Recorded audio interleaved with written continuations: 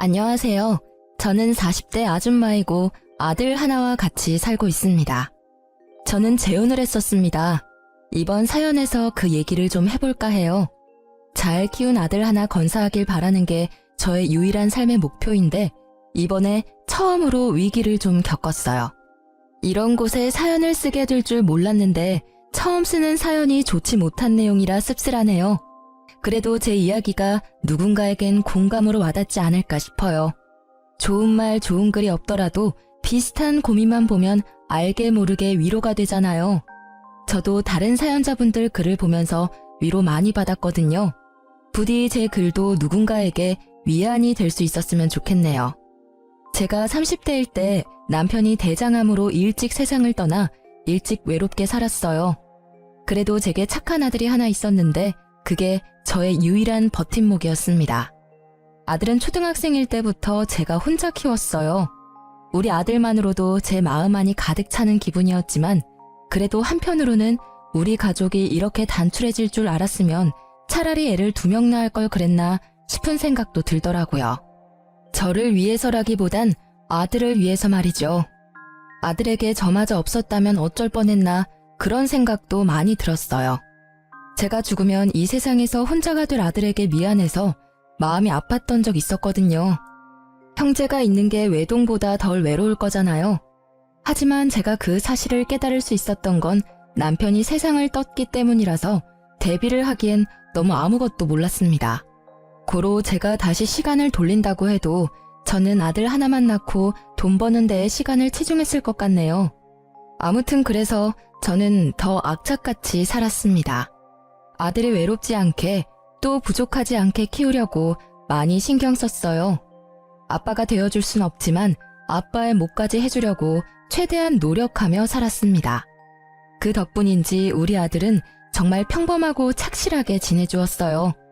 저는 아들이 미래에 대단한 사람이 되길 원하지도 않았고 대단하게 많은 돈을 버는 것도 딱히 원하지 않았어요. 그저 무탈하게 잘 커주고 건강하게 지내는 것만으로 성공하는 거라고 생각했죠. 그렇게 살다가 아들이 결혼까지 하고 저만의 가정을 잘 꾸리기만 한다면 그게 저의 최종 목표나 다름없었죠. 그래서 저는 더 미친 듯이 돈을 벌었어요. 돈벌이가 되는 일이면 체면 상관없이 뛰어들어서 적금을 넣었죠. 제가 가진 게 없으니까 우리 아들이 기 안 죽으려면 그 방법밖엔 없더라고요. 아들이 먼 훗날 결혼할 때 기 죽어서 장가 가면 안 되잖아요. 그거 하나만 바라보고 사니까 돈 버는 게 딱히 힘든 줄도 모르고 살 수 있었어요. 저한테는 돈 일절 안 쓰고 차곡차곡 모으는 게 일도 아니었죠. 가난한 제 형편에 그나마 다행이었던 건 아들이 큰 병을 앓은 적이 없다는 건데요. 아무래도 죽은 남편과 제가 아들을 지키려는 집념이 강했기에 하늘이 그 기도를 들어주신 게 아닌가 싶네요. 그런데 제게 뜻밖의 인연이 찾아왔는데요. 그때가 아들을 초등학교 고학년까지 키운 시기였습니다. 제가 당시 어느 동네 빵집에서 일을 했는데 거기 사장님이 저와 비슷한 또래였어요. 사장님이 제게 먼저 관심을 표현해줘서 저도 모르게 마음이 열렸고 그렇게 재혼을 하게 된 거예요. 남편도 재혼인 입장이었던지라 저희는 별다른 예식을 치르지 않았습니다. 그냥 혼인신고만 했죠. 처음엔 남편의 고백이 부담스러웠습니다. 남편도 재혼 입장이었다고 하지만 남편에겐 자식이 없었거든요. 그리고 남편은 번듯하게 운영하는 빵집이 있었으나 저는 무기계약으로 일하는 아르바이트생이라서 누가 봐도 남편이 손해보는 재혼이었습니다. 그런데도 제가 남편의 청혼에 응할 수밖에 없었던 이유는 남편이 저를 많이 사랑해줬던 것도 물론이지만 남편이 우리 아들을 자기 아들처럼 잘해줬기 때문이었어요. 제가 솔직히 친정도 없고 혼자 험한 세상과 부딪혀야 해서 많이 힘들었는데요. 그 순간마다 남편이 큰 도움이 되었습니다. 우리 아들도 아빠가 생겼다고 좋아하더라고요. 새 남편을 금세 아빠로 인정하며 잘 따르는 걸 보고서 재혼을 결심했던 거였죠. 근데 남편이 저의 모든 사정을 이해해줬다고 해서 시모까지 저의 존재를 그대로 받아들일 거란 확신이 없잖아요. 보통은 저처럼 사정이 열악한 며느리를 좋아하는 시모는 없을 겁니다. 그걸 알아서 시모와의 갈등을 단단히 마음먹고 인사를 드리러 갔었는데요. 처음 인사 갔을 때 솔직히 긴장 많이 했는데 의외로 시모 인상이 굉장히 선한 겁니다. 그래도 겉모습을 보고 사람을 판단하는 건 좀 많이 이르니까 끝까지 긴장을 풀지 않고 시모에게 최대한 예의를 갖추려고 했어요. 그런 저의 마음을 눈치챈 건지 시모가 의외로 정말 고마운 말을 해주더라고요. 나는 우리 아들이 2번 다시 장가 못 가고 혼자 쓸쓸히 살다 갈 줄 알았어. 나 죽기 전에 아들 잘 사는 거 못 보고 가나 했는데 정말 고마워. 그런 말씀 마세요. 저야말로 이이가 저랑 아들을 흔쾌히 받아줘서 고마운걸요. 앞으로 어머님께 누가 되지 않도록 잘할게요. 정말 감사합니다. 누가 되긴 무슨. 이렇게 우리 아들 걷어준 것만으로도 내가 근심 걱정이 싹 사라지는데. 그나저나 어머님 소리 듣기 참 좋다. 우리 앞으로 잘 지내보자. 우리 아들이 겉모습만 멀쩡하지 속은 순 맹탕이라서 허점이 많아. 그래도 2번 이혼하는 일은 없어야 하지 않겠어? 나한테 하소연하고 이해 좀 해줘. 제가 이 일을 미워할 리가 있나요? 맹탕이라는 건 사실 착하다는 뜻이기도 하잖아요. 저야말로 허점투성이라 이이가 힘들지는 않을지 모르겠어요. 같이 노력하면서 살아야겠죠. 실제 시모는 순진한 분위기를 많이 풍겼습니다. 말을 할 때도 목소리를 잘 못 높였고 모든 게 조심스러웠으며 저를 안쓰럽게 봐주었죠. 저는 그런 시모와 하루빨리 어색함을 풀기 위해서 우리 아들과 남편보다 시모의 편의를 더 봐주기도 했습니다. 그런데 하나 마음에 걸리는 게 있었다면 바로 결혼 자금이었어요. 저한테 목돈이라고 할 만한 돈은 우리 아들 장가 갈 때 주려고 몇 년째 모으고 있던 적금뿐이었습니다. 그런 사정을 남편이 알고 있거든요. 그래서 제가 그 부분에 고민을 나누려고 조심스레 말을 꺼냈더니 남편이 저보고 돈 낼 필요 없다고 하더라고요. 자기 명의로 된 집이 이미 있는데 뭐하러 돈을 쓰냐면서 그냥 자기 집에 들어와 살면 된다고 하더라고요. 자기 명의로 된 집이 이미 있는데 뭐하러 돈을 쓰냐면서 그냥 자기 집에 들어와 살면 된다고 하더라고요. 그런 뜻으로 말한 거 아니야. 결혼은 같이 하는 건데 나도 돈을 내긴 해야지. 어떻게 당신 손해보는 재혼을 하겠어. 내가 집까지 하는 건 힘들 것 같아서 혼수 때문에 의논하려고 했던 거야. 우리 아들만 생각하기로 했잖아. 그러려고 악착같이 살아온 거 아니었어? 우리가 나중에 이 일을 하고 있을지 어떻게 될지 모르는데 우리 재혼 때문에 아들 미래에까지 피해가 되면 안 되잖아. 제 아들을 생각하는 남편의 마음은 엄마인 저마저도 감동할 정도였어요. 저보고 계속해서 아들 결혼 자금 모으라고 자기 일하는 곳에 저를 정식 직원으로 받아주기까지 했습니다. 결혼했어도 월급이랑 근로복지 혜택까지 챙겨주었죠. 그런 고마운 남편의 마음 덕분에 저는 재혼하는 데에 돈을 거의 안 들이게 되었습니다. 그렇다고 받기만 할 순 없었어요. 저는 우리 아들한테 드는 돈만큼은 제가 책임지려고 했어요. 일부러 아들 학교에 필요한 돈이나 개인적인 용돈 등 그런 부분은 남편한테 말조차 안 했습니다. 하지만 남편이 그걸 미리 눈치채고서 저 몰래 아들한테 용돈을 주더라고요. 너무 미안해서 남편과 가게에 단 둘이 있는 시간을 이용해 남편에게 얘기를 한 적도 있었어요. 우리 아들 신경 써줘서 너무 고마운데 애 용돈 안 챙겨줘도 돼. 내가 이미 주고 있는데 뭐하러 2번 줘. 애 버릇 들면 어쩌려고. 버릇 들 만한 애가 아니던데 뭘. 그리고 이젠 내 자식이기도 해. 내가 내 자식한테 용돈 주고 싶다는데 왜 그래? 이러면 나 당신이랑 아들 사이에서 소외받는 것 같단 말이야. 전 남편을 여의고 아들 앞에서 늘 대담한 엄마인 척했지만 사실 저도 사람인지라 늘 무섭고 힘들고 의지할 곳이 필요했거든요.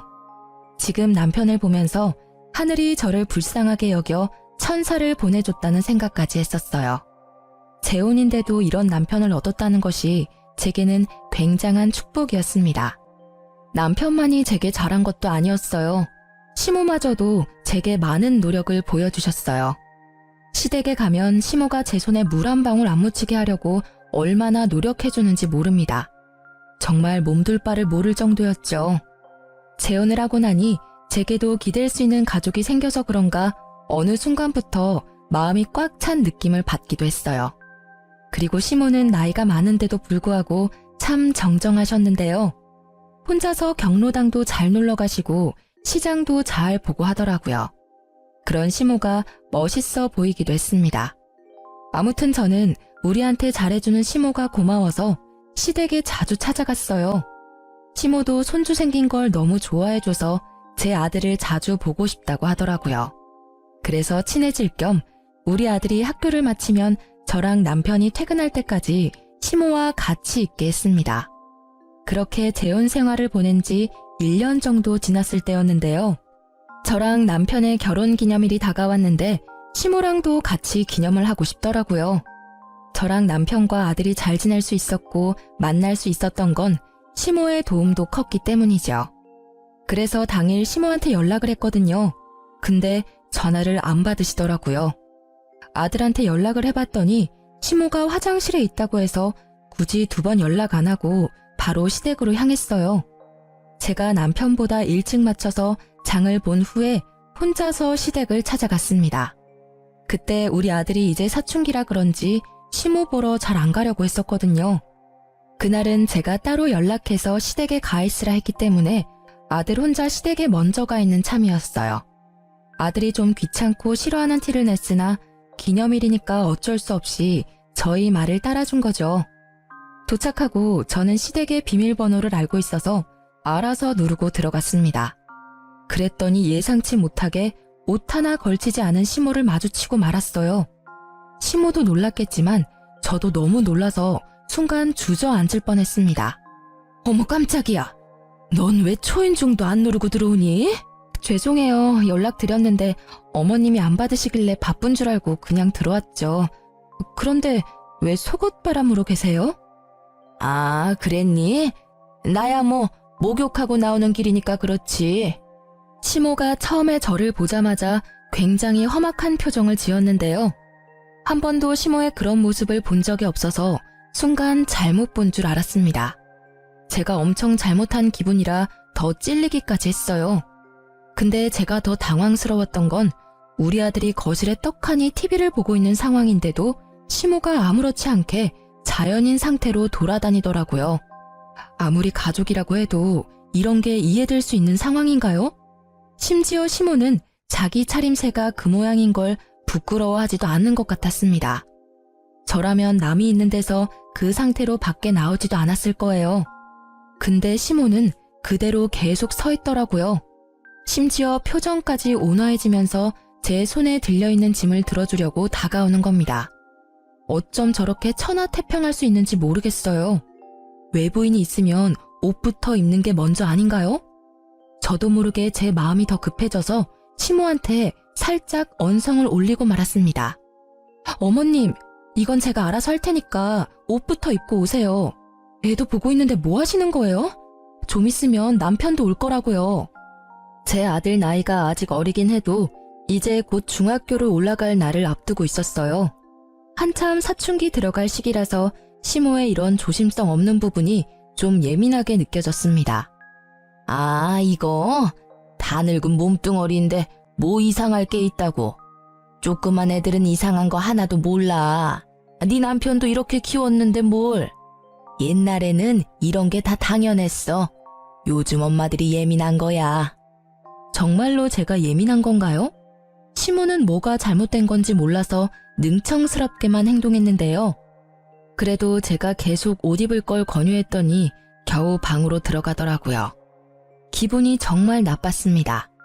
자기 아들 그렇게 키웠다고 제 아들까지 몹쓸 걸 보여줄 필요는 없잖아요. 옷 갈아입고 나온 뒤 장난스럽게 웃으면서 제게 사과를 해왔지만 제 기분은 그래도 나아지지 않았어요. 너무 이상하리만큼 찝찝했습니다. 일단 시모가 처음에 저를 보고 굉장히 험악한 표정을 지었었는 게 머릿속에서 잊히지 않았어요. 너무 착한 시모 같지 않던 모습이라 순간 잘못 본 줄 알았습니다. 아무튼 그 이후로 시모는 아까 본 낯선 모습이 착각이었다는 걸 알려주듯이 평소처럼 상냥하게 행동했어요. 제가 장봐온 걸 먼저 정리하면서 주방을 기웃거렸죠.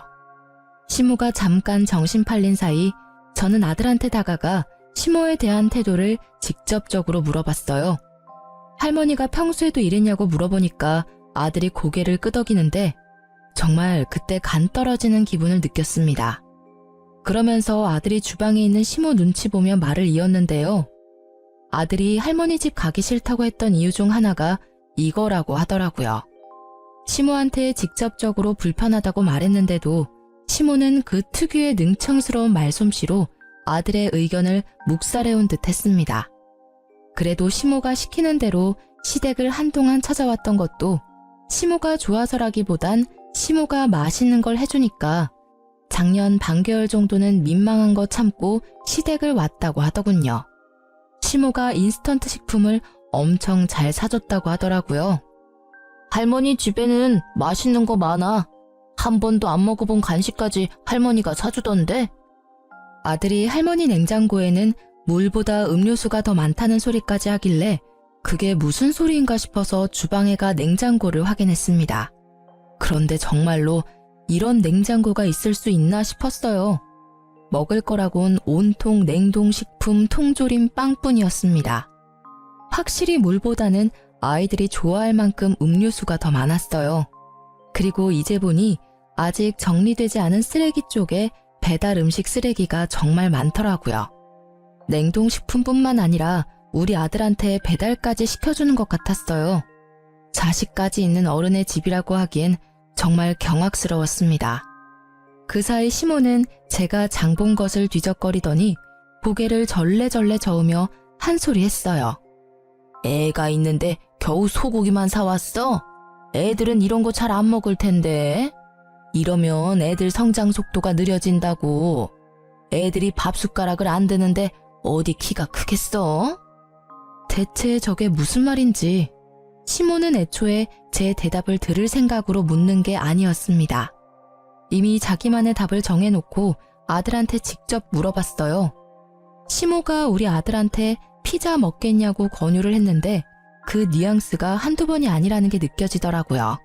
그때 아들은 고민하다가 제 눈치를 보더니 고개를 절레절레 저었습니다. 그러니까 시모가 그 사실을 눈치채고 저한테 잔소리를 하는 거예요. 애들은 먹고 싶은 거 먹으면서 커야 돼. 나중에 어른 돼서는 이런저런 이유 때문에 더 못 먹어. 당연히 가끔씩 먹죠. 근데 아무래도 기름지고 몸에 안 좋으니까 너무 자주 먹는 건 좀 그렇잖아요.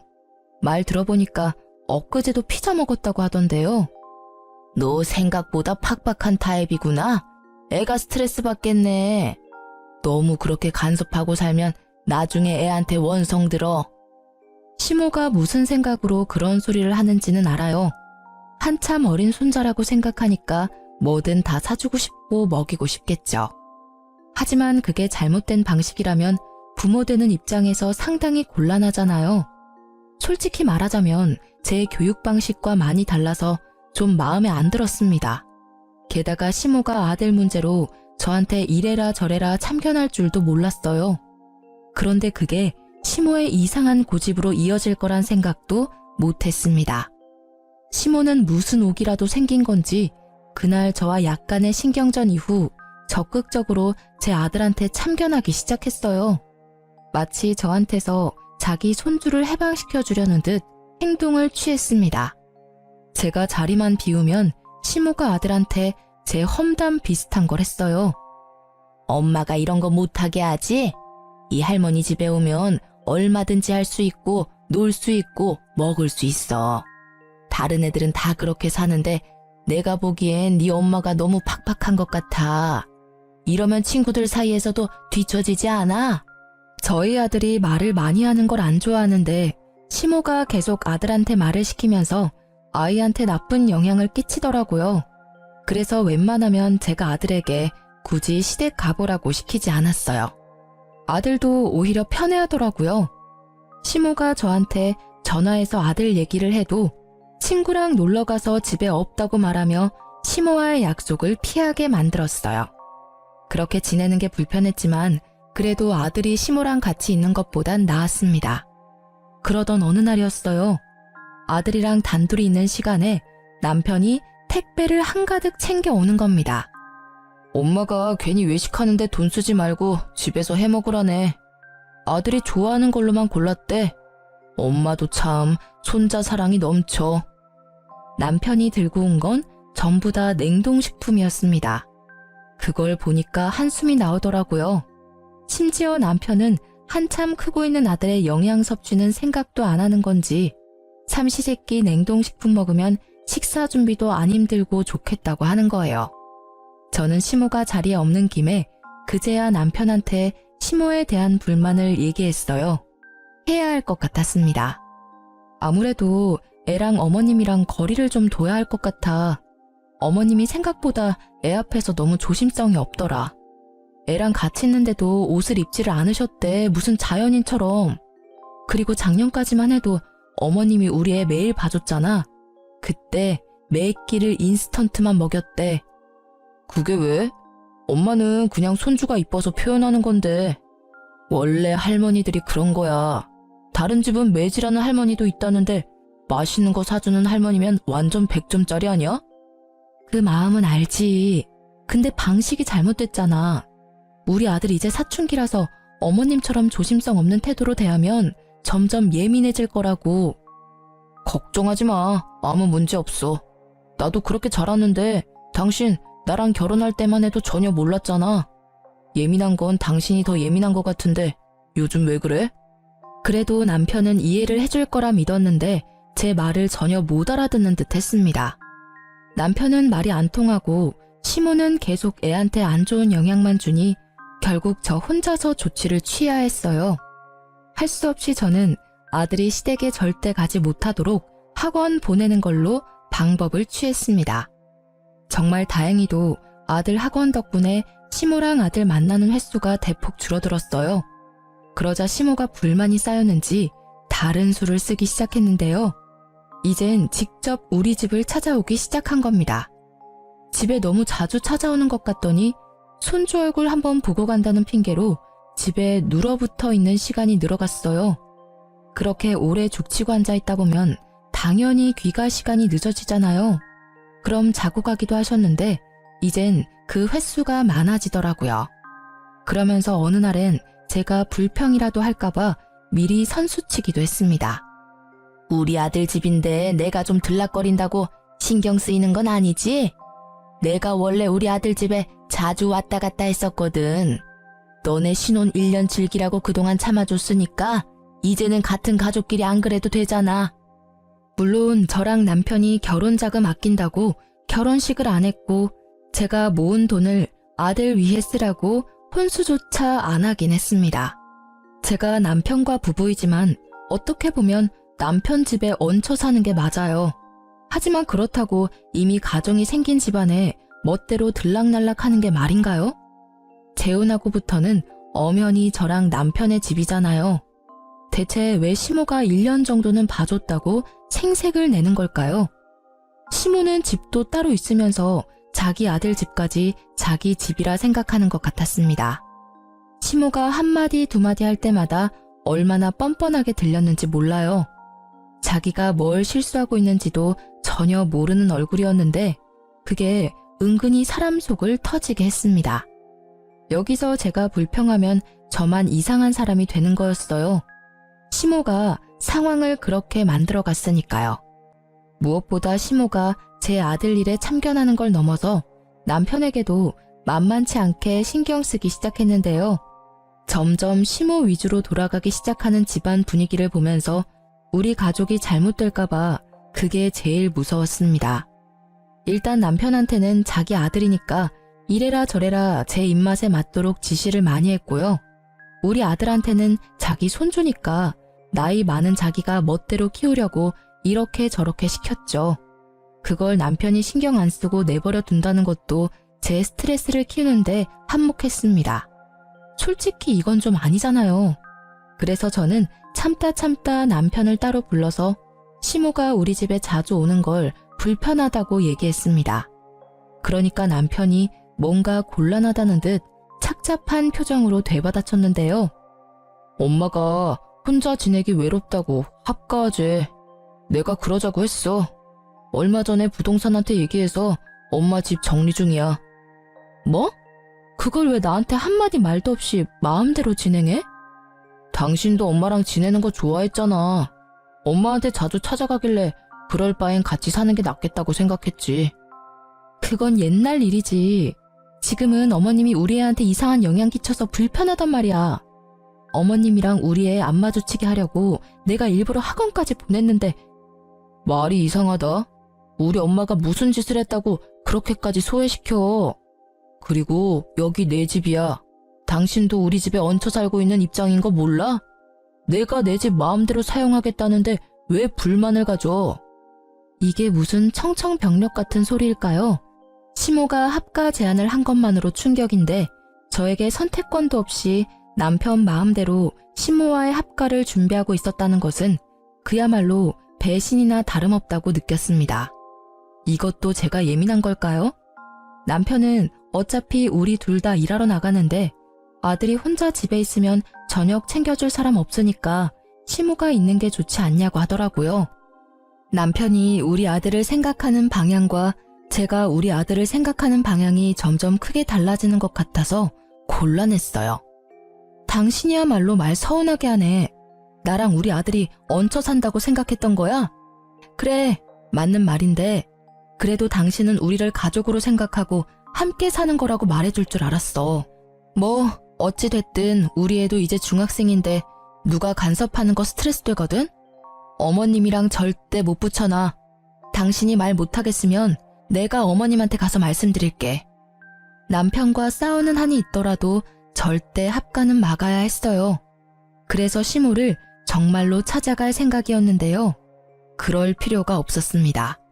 우리 싸우는 모습을 마침 집에 들어오던 시모가 다 듣게 되었거든요. 저랑 남편은 시모를 발견하고 무척 당황했어요. 남편이 뒤늦게 시모를 챙기려고 했는데 시모가 성난 얼굴로 남편을 밀치며 들어오더니 제게 성을 냈습니다. 네가 날 아주 짐짝 취급하는구나. 무서워서 못 살겠네. 내가 어디 네 아들 잡아먹을까봐 그러는 거니? 그동안 속으로 나를 끔찍하게 욕했겠네. 늑다리 할망구가 어줍잖게 가족이라고 설쳐대서 보기 싫었겠다.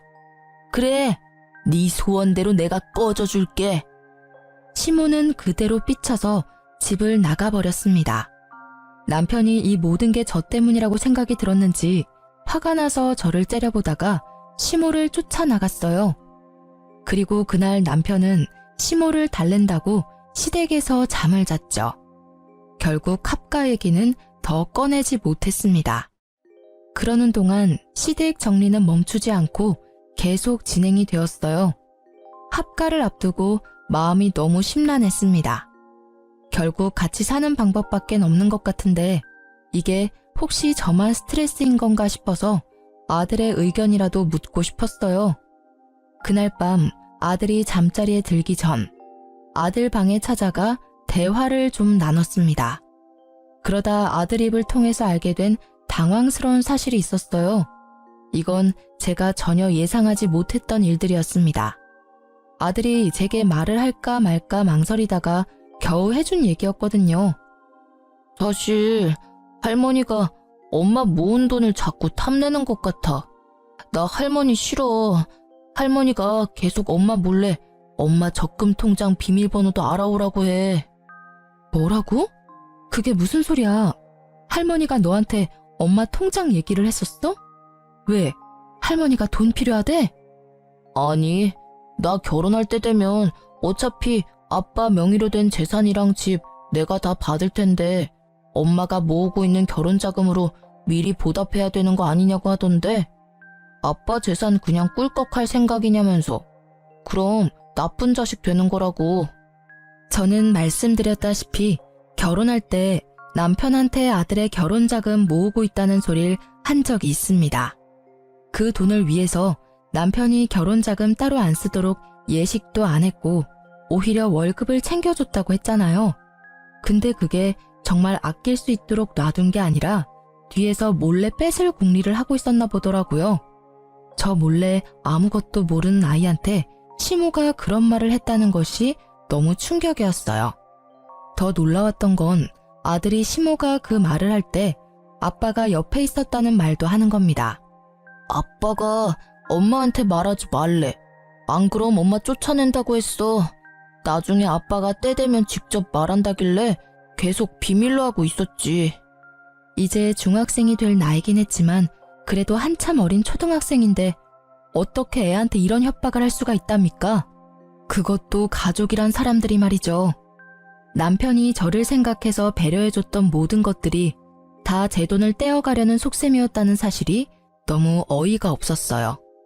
아들의 말을 믿지 않기엔 우리 아들이 거짓말하는 얼굴은 아니었습니다.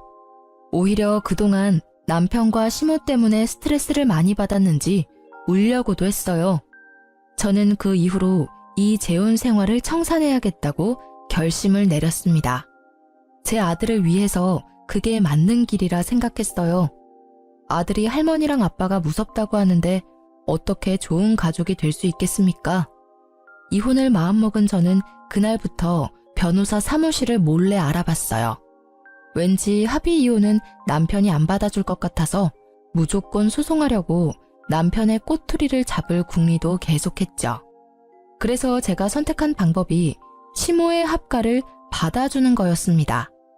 어차피 시모가 집을 팔아넘긴 거라 합가를 할 수밖에 없는 상황이었지만 그걸로 남편한테 더 이상 트집을 잡진 않았어요. 합가를 시작하고 나서 시모는 제게 여전히 삐졌는지 말을 잘 안 걸었습니다. 그럼에도 우리 아들과는 잘만 지냈는데요. 그마저도 제가 모든 걸 다 알고 가까이 지켜보니까 시모랑 남편이 추상쩍게 행동하는 게 다 보이더라고요. 우리 아들 자꾸 몰래 불러내거나 대화하려고 하는 것들까지도 들었습니다. 시모가 알아서 수상하게 움직여주니까 저로서는 좋았어요. 긴 시간을 안 들여도 되었거든요. 저는 최대한 시모랑 남편의 모든 걸 뒤졌습니다. 시모가 없는 사이 시모의 휴대폰까지 뒤졌어요. 우리 아들한테 전화한 내역이 많더라고요. 통화 내역 말고 문자는 철저하게 지운 듯 했습니다. 뭔가 캥기는 게 있었겠죠. 시모랑 아들이 통화를 많이 한 것 보면 아들 폰에도 시모의 기록이 남아있을 것 같더라고요. 그래서 저는 아들 휴대폰에 들어있는 통화 녹음 내용을 확인했어요. 하나씩 들어보니까 제 통장 비밀번호에 관한 대화가 아주 많더라고요. 게다가 남편까지 아들한테 할머니가 시키는 거 했냐고 일일이 확인하고 있었습니다. 그 두 사람은 아들이 제게 말해준 사실보다 훨씬 집요하게 집착하고 있었어요. 저는 어른인데도 그 두 사람 목소리가 무섭게 다가왔는데 우리 아들은 혼자서 얼마나 괴로웠을까. 그걸 생각하니 가슴이 미어지더라고요. 무조건 반성하게 만들어주고 싶었어요. 그래서 저는 그 파일 저한테 다 옮겼습니다. 이참에 남편 휴대폰까지 몰래 뒤져보게 되었는데요. 역시나 아들과 연락한 내용들이 있었어요. 하지만 저는 거기서 아들에 관한 정보 이상으로 뜻밖의 사실을 발견하게 되었습니다. 남편이 불륜을 저지르고 있단 걸 알았어요. 채팅방에 불륜의 증거가 가득하더라고요. 자기보다 20살이나 어린 여자들에게 마치 솔로인 척 30대인 척 하면서 사기치고 연락을 주고받는 내용을 확인했습니다. 심지어 모르는 남의 사진까지 사칭해서 자기 얼굴인 척 사진을 주고받았더군요. 차마 눈 뜨고 보지 못할 사진들을 훑어보면서 화가 치밀어 올랐어요. 고작 이 정도밖에 안 되는 남자한테 푹 빠진 제가 한심하게 느껴졌습니다. 일단 저는 그걸 다 사진으로 찍었어요. 남편이 발뺌 못하도록 채팅방 내용까지 찍었죠. 정말 많은 정황들 때문에 다행히 소송이 가능해졌어요. 그제야 저는 아들과 따로 살 작은 원룸까지 찾기 시작했고 이삿짐을 하나하나 정리하기 시작했습니다. 그리 큰 짐은 안 챙겼고요. 중요한 물건이랑 아들 것만 따로 챙겼어요. 아들한테만 우리의 사정을 설명해 준 뒤에 남편이랑 시모 몰래 야반 도주를 하게 되었습니다. 식탁에 이혼 소송장과 메모지만 놓고 나왔어요. 그 사람들이랑 얼굴 보고 인사하고 싶지 않았거든요. 혹시 제가 실수하는 것일까봐 아들한테 한 번 더 물어봤습니다. 다시 이혼을 해도 되겠냐고 미안하다고 하면서 물었더니 아들이 오랜만에 제게 진심 어린 미소를 보여주더라고요. 그냥 괜찮다는 말만 하는데도 아들 표정은 그 이상으로 밝았어요.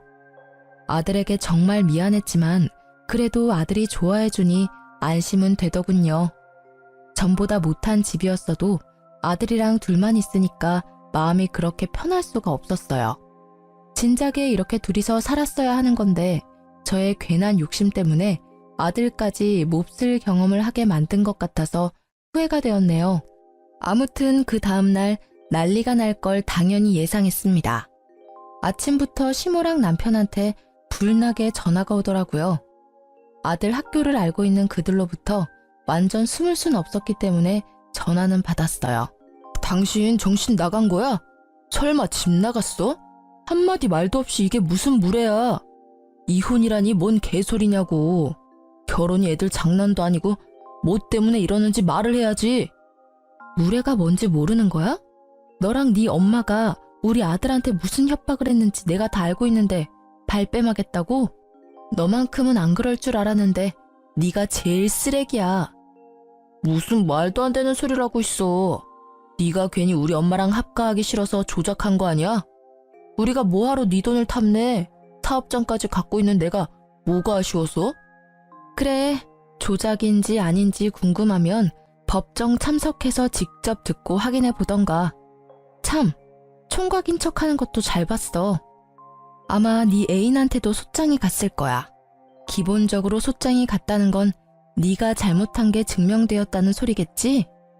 그 소리를 하자 순간적으로 남편이 아무 대답도 못했습니다. 무슨 표정을 하고 있을지 예측이 되어 벌써부터 고소하더군요. 그리고 남편이 당황하니까 제가 더 용기가 생기더라고요. 저를 만만하게 본 남편이 좀 더 시겁했으면 해서 그 순간을 놓치지 않고 말을 이었습니다. 나중에라도 우리 앞에 알짱거리면 네 유일한 밥줄까지 끊어버릴 거야. 소문이란 게 참 무섭잖아? 게다가 거기 동네는 어르신들 많아서 매출 끊기는 걸로 끝나지 않을걸? 돌이나 안 맞으면 다행이지. 저는 마지막까지 우리 아들 건들지 말고 나타나지 말라고 경고하고 끊었습니다. 그랬더니 남편이 겁을 먹었는지 더 이상 전화가 안 왔어요. 그런데 시모가 보통 성격이 아니더라고요. 상황 파악이 안 되는 건지 자기 아들 밥줄 끊기게 하고 싶어서 발악을 하는 겁니다. 시모가 저한테 직접 연락한 게 아니라 우리 아들 학교로 찾아간 거예요. 아들이 연락 와서 할머니가 붙잡고 안 놔준다고 하는데 그 소리 듣자마자 심장이 철렁 내려앉았어요. 혹시 우리 아들을 납치라도 해갈까봐 저는 일자리를 구하다 말고 바로 아들 학교로 뛰어갔습니다. 시모가 우리 아들을 붙잡고 잡아 끄는 걸 발견했어요.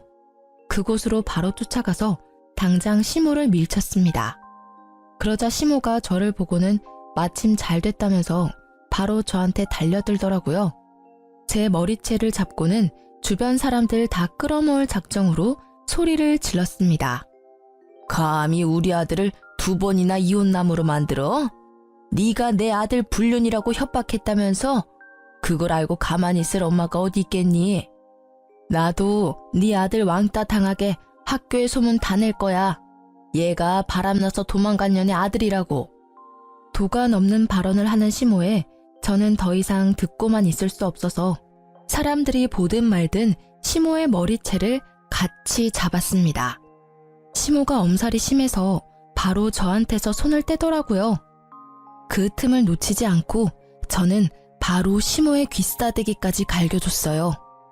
내가 그쪽 아들한테 분명 우리 앞에 나타나지 말라고 경고했을 텐데 전달 못 받았나 봐요. 그렇다면 다시 똑똑히 말해줘야겠다.